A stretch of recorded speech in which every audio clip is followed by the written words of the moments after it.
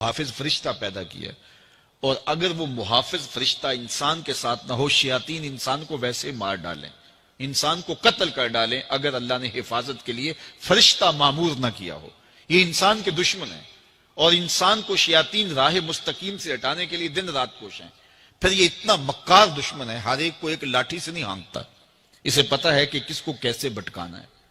ایک شب زندہ دار جس کو سحری کے وقت اٹھ کے آنسو بہانے کا لطف ملتا ہے، اب شیطان اس کو کہے کہ سحری کے وقت اٹھا نہ کر، تو وہ شب زندہ دار جب اس کے آنسو مسلح میں جذب ہوتے ہیں اور وہ اترتے ہوئے آنکھوں سے آنسو اتنی لذت اسے دیتے ہیں کہ دنیا ما فیہا کی لذتیں ایک طرف اور یاد خدا میں رونا ایک طرف۔ اب شیطان کسی کو کہے کہ سحری کے وقت اٹھا نہ کر، تو کوئی شیطان کی یہ بات تھوڑی مانے گا، تو شیطان اسے یہ کہتا بھی نہیں ہے، اسے کہتا نہیں اٹھا کر، لیکن صبح بتا دیا کر کے میں تہجد گزار ہوں، اسے ریا میں مبتلا کرے گا۔ ایک شخص جس کی طبع میں فیاضی گندی ہوئی ہے، اب شیطان اس کو کہے کہ تو سخاوت نہ کیا کر، بخل کا درس دے، تو طبعاً جو سخی شخص ہے جس کی فطرت کے اندر فیاضی ہے، تو وہ شیطان کی اس بات کو تو نہیں مانے گا۔ شیطان اسے یہ کہتا بھی نہیں کہ تو بخل کر، اسے فضول خرچی کی طرف لگا دے گا، اسے ان کاموں میں خرچ کرنے کی ترغیب دے گا جس کا اس کو اور معاشرے کو کوئی فائدہ نہیں ہوگا۔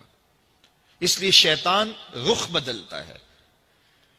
ایک شاعر جس کی طبع کے اندر لطافت ہے، نرمی ہے، محبت ہے، اب شیطان اس کو کہے کہ فلاں کو قتل کر دے، تو شاعر تو شاخ سے پھول بھی نہیں توڑ سکتا، تو پھر وہ کسی کا سر کاٹ دے، یہ کیسے ممکن ہو سکتا ہے؟ شیطان ایک شاعر کو یہ کہتا بھی نہیں، اسے وہ شراب اور شباب کے پیچھے لگا دیتا ہے۔ اب اتنا سخت دشمن، اتنا مکار دشمن، حضرت سیدنا غوث اعظم رضی اللہ تعالیٰ عنہ فرماتے ہیں میرے اوپر صحاب نور چھا گیا اور آواز آئی، عبد القادر تو نے اللہ کی اتنی عبادت کی ہے، اتنی ریاضت کی ہے کہ شریعت کا ہم تمہیں اب مکلف نہیں رہنے دیتے، اور اب تو نماز نہ پڑھے اور دیگر اعمال نہ کرے تو تجھے کوئی پکڑ نہیں، میں تیرے اوپر ایسے راضی ہو گیا ہوں۔ تو ایسے بادل سے آواز آئی، کہتے مان میرے دل میں خیال آیا کہ اگر عبادت کا مکلف نہ ہونا ہوتا تو امام الانبیاء صلی اللہ علیہ وسلم سے بڑھ کر کون اللہ کا مقرب تھا۔ حتی تتورم قدماہ، حضور جب نماز پڑھتے اور اس قدر لمبا قیام کرتے حضور کے مبارک پاؤں سوج جاتے، لیکن ان کو تو کہا گیا وَعْبُدْ رَبَّكَ حَتَّى يَأْتِيَكَ الْيَقِينُ، انہیں تو کہا گیا کہ آخری سانس تک اللہ کی عبادت کرنی ہے۔ تو میں کون ہوں کہ مجھے کہا جائے کہ تو اب عبادات کا مکلف نہیں رہا، کوئی بات نہیں ہے۔ تو کہتے ہیں میں لا حول ولا قوت الا باللہ پڑھا تو وہ جو مجھے نور نظر آ رہا تھا وہ سیاہی میں بدل گیا۔ تو وہ ابلیس تھا جو اس رنگ میں مجھے بھٹکانا چاہتا تھا، کہا عبد القادر اس مرتبے پہ پہنچے ہوئے کتنے لوگوں کو میں نے گمراہ کر دیا، تیرے علم نے تجھے بچا لیا۔ تو میں نے کہا ظالم میرے علم نے مجھے نہیں بچایا، میرے اللہ کے فضل نے بچایا۔ تو کہا پھر بچ گیا ہے، کئی میں نے یوں لوٹ لیے۔ تو اتنا مکار دشمن ہو جو ہمارے اوپر مسلط ہے اور دن رات کوشاں ہے ہماری متاع عمل لوٹنے کے لیے، متاع ایمان لوٹنے کے لیے، تو پھر مجھے بتاؤ کہ ہم کیا غافل ہو کے بیٹھیں گے؟ ایسے ناپاک وجود کا مقابلہ کوئی آسان ہے جو ہماری متاع عمل لوٹتا ہے، متاع ایمان لوٹتا ہے، ہمیں عمل کرنے نہیں دیتا، کریں تو وسواس ڈال رہا ہوتا ہے، کر لیں تو ریا میں اور تکبر میں مبتلا کر کے، عجب میں مبتلا کر کے کیا ہوا عمل بھی لوٹ لیتا ہے۔ مجھے بتاؤ یہ کوئی جو ہے وہ سوکھا کام ہے کہ ہم مقابلہ کریں؟ اب ماہ سیام میں روزے سے بھوک بھی کاٹتے ہیں اور قرآن مجید کی تلاوت اور دیگر معمولات کے لیے ہمیں تنہائی بھی میسر آتی ہے، اور اسی طرح ہمیں روزے سے جو ہے وہ اپنی زبان کو کنٹرول کرنے کا درس بھی ملتا ہے۔ تو روزہ تمہاری زبان کا محافظ بن جاتا ہے، پھر روزہ تمہاری شہوات کے کنٹرول کا ذریعہ بن جاتا ہے، اور روزہ تنہائی کی وجہ سے اختلاط سے جو خرابیاں پیدا ہوتی ہیں ان سے تمہیں بچا لیتا ہے۔ تو گویا ماہ سیام اللہ تعالیٰ کی رحمتوں کا ایک روپ ہے، اور یہ ایک مہینے کا تربیتی کورس ہے جس کے ذریعے سے ہم اپنے باطن کی صفائی کر سکتے ہیں اور اندر کی غلاستیں، اندر کے میل کچیل مٹا سکتے ہیں۔ ارشاد فرمایا جو اللہ سے ڈرے اللہ اس کے لیے راستے کھول دیتا ہے، اور اللہ اس کو وہاں سے دیتا ہے جہاں سے اسے گمان بھی نہیں ہوتا۔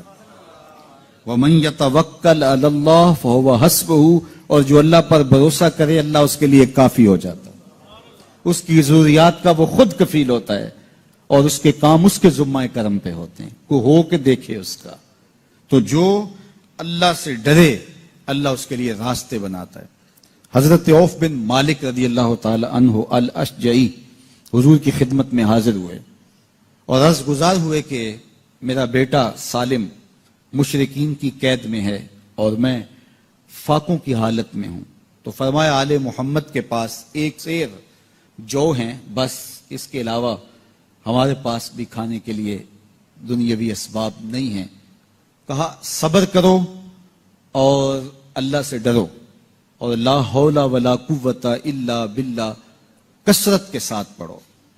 یہ ایسا وظیفہ ہے، ایک حدیث پاک میں آتا ہے کہ یہ 99 بیماریوں کا علاج ہے، اس میں سب سے کم درجے کی بیماری ہم اور غم ہے، یہ دکھوں کا مداوع ہے، مشکلات کا علاج ہے، اور یہ وظیفہ میرے حضور نے بتایا۔ حضرت ابو ذر غفاری رضی اللہ تعالیٰ عنہ کو حضور نے 5 چیزیں بتائی تھی، ان میں سے 5ویں چیز یہ تھی کہ ابو ذر کثرت کے ساتھ لا حول ولا قوت الا باللہ پڑھا کرو۔ فرمایا عرش الہی کے نیچے ایک خاص خزانہ ہے، یہ وظیفہ وہاں سے آیا ہے، یہ زندگی میں معمول بنا لو، جب پھنس جاؤ مشکلات میں آ جاؤ تو لا حول ولا قوت الا باللہ پڑھو، اللہ راستے کھولے گا۔ تو حضور نے 3 چیزیں فرمائی، اللہ سے ڈرو، صبر کرو اور کثرت کے ساتھ لا حول ولا قوت الا باللہ پڑھو۔ وہ فرماتے ہیں کہ میں یہ عمل شروع کیا، ابھی گھر میں بیٹھا ہی تھا کہ دروازے پہ دستک ہوئی، تو میں اٹھا کہ دروازہ کھولوں دیکھوں کہ کون ہے، تو دروازہ کھولا، دیکھا میرا بیٹا کھڑا ہے اور اس کے پیچھے 100 اونٹ کھڑے ہیں۔ تو میں نے کہا کہ تم اور یہ اونٹ؟ کہا مجھے موقع لگ گیا، میں ان کی قید سے بھاگ آیا اور آتے آتے ان کے 100 اونٹ بھی ہانک لایا ہوں۔ وَيَرْزُقْهُ مِنْ حَيْثُ لَا يَحْتَسِبُ، وہ تمہیں وہاں سے رزق دے گا جہاں سے تمہیں گمان بھی نہیں، اس کے ہو کے تو دیکھو۔ اللہ اکبر، اللہ کے ہو جاؤ تو پھر وہ تمہاری ضرورتوں کا کفیل ہو جائے گا۔ فرمایا حضرت عبداللہ ابن مسعود رضی اللہ تعالیٰ عنہ نے کہ کسی شخص کو فقر و فاقہ آ جائے تو وہ لوگوں کو بتائے کہ میں آج کل بڑے مشکل حالات میں ہوں، ہر وقت لوگوں کو بتاتا رہے تو اس کی مشکل بڑھے گی، اس کی مشکلیں آسان نہیں ہوں گی اس طرح۔ اور اگر وہ اپنی اس مشکل کو کسی سے شیئر نہ کرے بلکہ مصلی بچھا کے اپنے رب سے کہے کہ مالک فقر و فاقہ آ گیا ہے اور اس کا علاج تیرے پاس ہے، اس مرض کا مداوع تیرے پاس ہے۔ تو حضرت عبداللہ ابن مسعود فرماتے ہیں کہ رسول کریم نے فرمایا جلد یا بدیر اللہ اس کو مالا مال فرما دے گا۔ یہ بھی کبھی کر کے دیکھو، مشکل آ جائے، فاقہ آ جائے، مصیبت آ جائے، کسی سے نہ کہو، صرف اپنے رب سے کہو، پھر دیکھنا اس کی کرم نوازیوں کا می کیسے برستا ہے۔ فرمایا اللہ پر بھروسہ کرنے کا جو حق ہے اگر وہ تم ادا کر دو، وہ تمہیں ایسے رزق عطا کرے جیسے پرندوں کو عطا کرتا ہے۔ ہم تو دکان پہ جانا ہوتا ہے، فیکٹری میں جانا ہوتا ہے، ہم اپنے کاروبار پہ جانا ہوتا ہے، نوکری پہ جانا ہوتا ہے، مزدوری پہ جانا ہوتا ہے، ہمیں پتہ ہے کہاں آج صبح جانا ہے، لیکن پرندوں کو کوئی پتہ نہیں ہوتا کہاں جانا ہے، راس المال بھی نہیں ہوتا، لیکن صبح نکلتے ہیں، شام کو کبھی بھی خالی پیٹ نہیں آئے۔ بن توکل پنچھی اڑ دے، خرچ نہ پلے زیرا ہو۔ گھر سے خالی پیٹ نکلتے ہیں، جب واپس آتے ہیں تو پیٹ بھرے ہوئے ہوتے ہیں، اور پھر جو ان کی ضرورت ہوتی ہے اللہ وہ ساری ضرورتیں پوری کرتا ہے، جو جو ضرورت ان کی ہوتی ہے۔ یہ شیر کتنا گوشت کھاتا ہے اللہ روز اسے دیتا ہے، یہ ہنس روزانہ سچے موتی کھاتے ہیں، اور آپ مارکیٹ میں لینے جائیں لاکھوں روپے لگا کے تولے ماشے کے حساب سے آپ خریدتے ہیں، پھر بھی آپ کو یقین نہیں ہوتا کہ یہ سچے ہیں یا 2 نمبر ہیں۔ اور ہنس دنیا پہ کروڑوں جانور پائے جاتے ہیں، روز کھاتے ہیں، صبح بھی، شام بھی، دوپہر بھی، پیٹ بھر کے کھاتے ہیں، اللہ روز انہیں عطا کرتا ہے۔ کہا اس پہ تھے تو بوڑھے بزرگ جو مسجد میں جانے سے قاصر تھے وہ گھروں میں بیٹھ کے قرآن پڑھتے ہوتے تھے، اور عموماً ظہر کے وقت بھی اور صبح کے وقت بھی گھروں سے قرآن پڑھنے کی آوازیں آیا کرتی تھی۔ آج گھروں سے پاپ میوزک کی صدائیں سننے کو تو ملیں گی، لیکن قرآن کے نغمے موقوف ہو گئے۔ یہی وجہ ہے کہ آج ہمارے گھروں سے برکت روٹ گئی ہے. دولت کی فراوانی کے باوجود، وسائل کی کثرت کے باوجود، اسباب آسودگی حاصل ہونے کے باوجود نہ آسودگی ہے، نہ سکون ہے، نہ طمانینت ہے، نہ برکت رہی، اس لیے کہ ہمارے گھروں سے قرآن رخصت ہو گیا. آج صبح اٹھ کے فیس بک کا چہرہ تو دیکھتے ہیں لیکن قرآن کا نقشہ نہیں دیکھا جاتا. تو برکت کے قافلے گھروں سے رخصت ہو گئے اور گھر برکتوں اور رحمتوں سے خالی ہو گئے. آج بھی اگر ہم نے گھروں میں برکتوں کو واپس بلانا ہے، رحمتوں کو اپنے گھروں میں واپس لانا ہے، تو قرآن مجید کی تلاوت کو اپنے معمولات میں شامل کر لیجئے گا. پھر گھر میں آسیب کا سایہ نہیں ہوگا، ٹونا اور جادو نہیں ہوگا. پھر کسی بابے اور ملنگ کے پاس جا کر کے آپ کو اپنے مسائل نہیں بتانے پڑیں گے. آپ کے گھر میں قرآن ہے، سارے دکھوں کا علاج اسی مرشد کے پاس ہے. ساری مصیبتیں اور ساری مشکلیں اور سارے مصائب اسی قرآن کے دامن سے دور ہوتے ہیں اور اسی قرآن سے وابستگی سے گھر میں برکتیں اترتی ہیں. پھر آپ کو نہ آسیب، نہ جادو، نہ ٹونا، اور نہ کسی نے کوئی بندش کی ہے، نہ کسی نے کوئی مسئلہ کیا ہے، کچھ نہیں ہوگا. آپ کے گھروں پہ رحمتوں کے سائے ہوں گے، اس لیے کہ آپ کے گھروں میں قرآن جب تلاوت ہوگی تو رحمتوں کے فرشتوں کا نزول ہوگا. تو جب رحمتوں کے فرشتے تمہارے گھر میں اتریں گے تو پھر کوئی مصیبت، کوئی پریشانی، کوئی بندش، کوئی دکھ آپ کے گھروں میں نہیں ہوگا. اس لیے قرآن مجید کی تلاوت کو اپنے معمولات زندگی میں شامل کیجئے.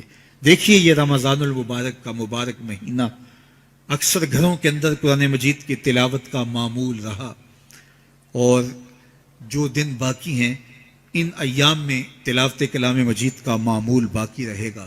تو اس کی برکتیں آپ اپنی آنکھوں سے دیکھ رہے ہیں. اور اگر یہ پورا سال ہمارے گھروں میں معمول باقی رہے، ہماری صبح کا آغاز ہی قرآن مجید کی تلاوت سے ہو، بیٹیاں بھی قرآن کھول کے صبح بیٹھ جائیں اور بیٹے بھی قرآن کھول کے بیٹھ جائیں، بوڑھے بھی قرآن کھول کے بیٹھ جائیں، جوان بھی قرآن کھول کے بیٹھ جائیں، تو مجھے بتائیے کہ کتنی رحمات اور کتنی برکات کا گھروں میں نزول ہو. تو اس لیے اپنے گھروں میں قرآن مجید کی تلاوت کے معمول کو کبھی بھی ترک نہ کیجیے. چاہے روز کے 2 صفحے پڑھیے، قرآن مجید کی تلاوت کے معمول کو باقی رکھیے.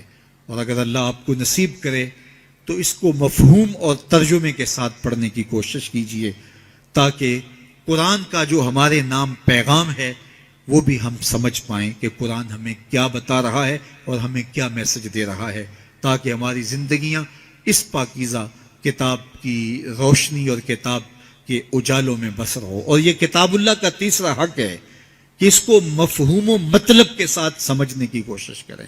یہ ہمارے رب کا ہمارے نام پیغام ہے. آپ کے کسی دوست کا، کسی ملنے والے کا آپ کے نام خط آ جائے اور وہ اس زبان میں ہو جو زبان آپ نہ جانتے ہوں، تو اتنی دیر تک آپ مطمئن نہیں ہوتے جب تک اس کے مندرجات سمجھ نہیں لیتے، کسی ایسے شخص سے وہ مضمون جان نہیں لیتے جو وہ زبان جانتا ہو. تو ہمارے رب کا ہمارے نام یہ میسج ہے، ہمارے نام یہ پیغام ہے رسول کریم صلی اللہ علیہ وآلہ وسلم کی وساطت سے. تو ہمیں اس کو سمجھے بغیر چین کیوں آ گیا ہے؟